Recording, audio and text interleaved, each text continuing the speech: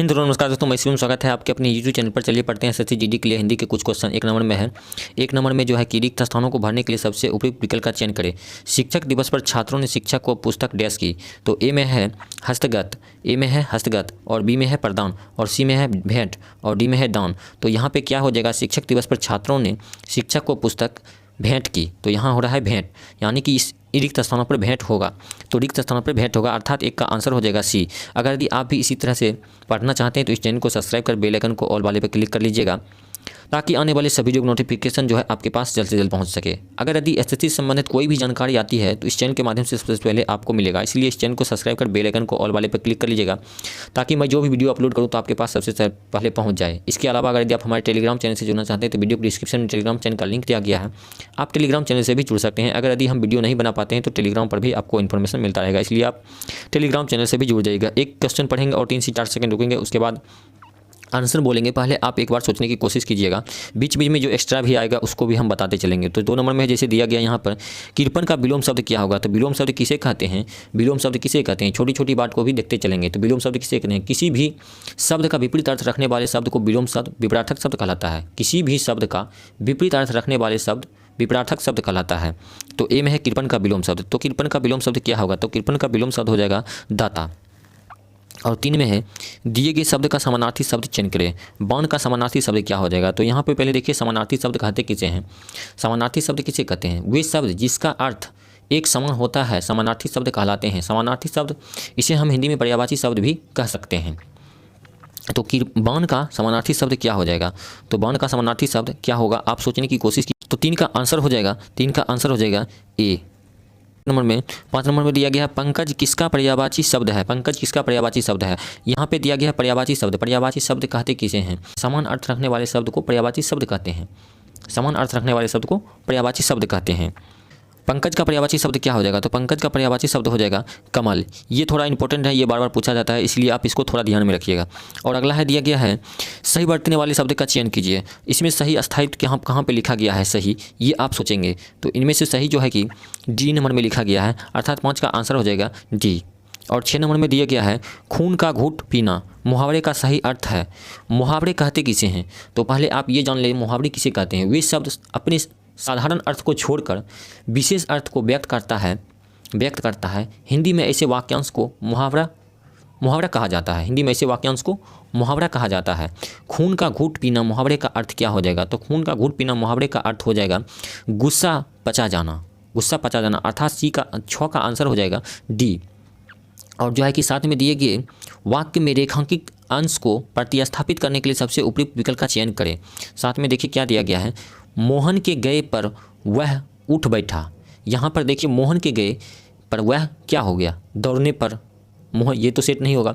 और देखिए यहाँ पर मरने पर, जाने पर, उठने पर, डी में दिया गया है उठने पर। तो यहाँ पर देखिए जो कि हो जाएगा 7 का आंसर जो हो जाएगा मोहन के गए, मोहन के जाने पर वह उठ बैठा, अर्थात 7 का आंसर हो जाएगा सी।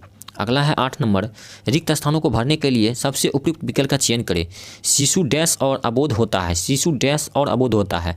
तो शिशु जो है कि क्या होता है, डैश और अबोध होता है। तो अर्थात इसका आंसर हो जाएगा 8 का सी। दिए गए वाक्यांश के लिए एक शब्द दीजिए। अपने पास रखी हुई दूसरे की वस्तु, एक शब्द इसे चुनना है। धरनी, धरोहर, और सी में है धनज्ञ, और डी में है धराऊ। तो इसका आंसर क्या हो जाएगा, 9 का आंसर। तो 9 का आंसर हो जाएगा अपने पास रखी हुई दूसरे की वस्तु धरोहर, अर्थात 9 का आंसर हो जाएगा बी। और 10 में दिया गया है, दिए गए शब्द का विलोम शब्द चुनिए। दिए गए शब्द का विलोम शब्द चुनिए। जातीय का विलोम शब्द क्या हो जाएगा, तो जातीय का विलोम शब्द हो जाएगा विजातीय, अर्थात 10 का आंसर हो जाएगा सी। दिए गए वाक्य में रेखांकित अंश को प्रतिस्थापित करने के लिए सबसे उपयुक्त विकल्प का चयन करें। पृथ्वी का रूप गोल है। तो ई कार्य का जो है कि आंसर हो जाएगा पृथ्वी का आकार गोल है, पृथ्वी का रूप गोल नहीं है बल्कि पृथ्वी का आकार गोल है। देखिए अगर यदि आप भी इसी तरह से पढ़ना चाहते हैं तो इस चैनल को सब्सक्राइब कर बेल आइकन को ऑल वाले पे क्लिक कर लीजिएगा ताकि मैं जो भी वीडियो अपलोड करूं तो आपके पास जल्द से जल्द पहुंच सके।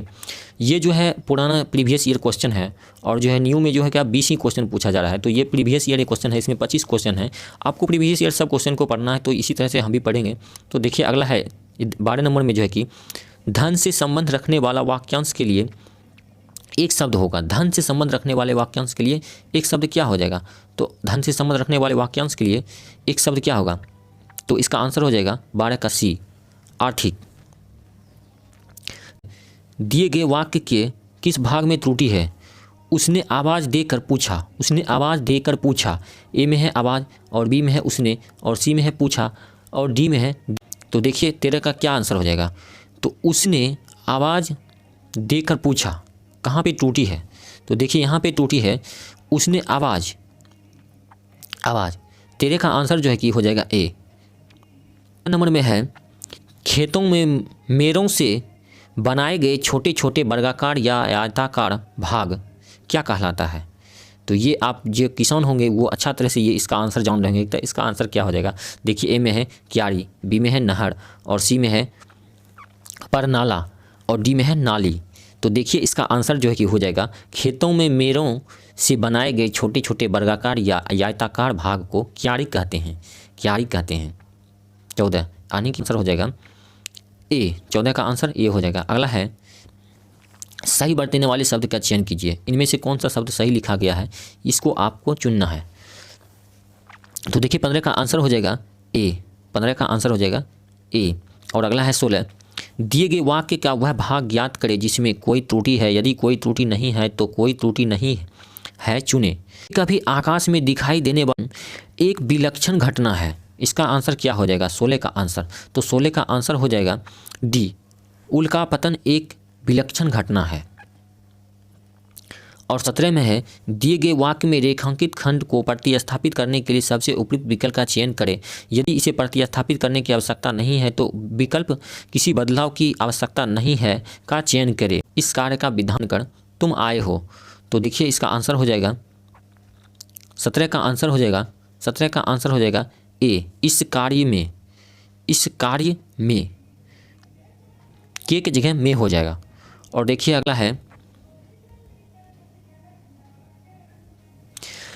18 नंबर में है अगला रिक्त स्थानों को भरने के लिए सबसे उपयुक्त विकल्प का चयन करें। सफलता पाने के लिए कठोर डैश करना चाहिए। सफलता पाने के लिए कठोर पाने के लिए सफलता पाने के लिए डैश कठोर करना चाहिए। तो सफलता पाने के लिए जो है कि डैश श्रीम करना चाहिए। 18 का आंसर हो जाएगा ए।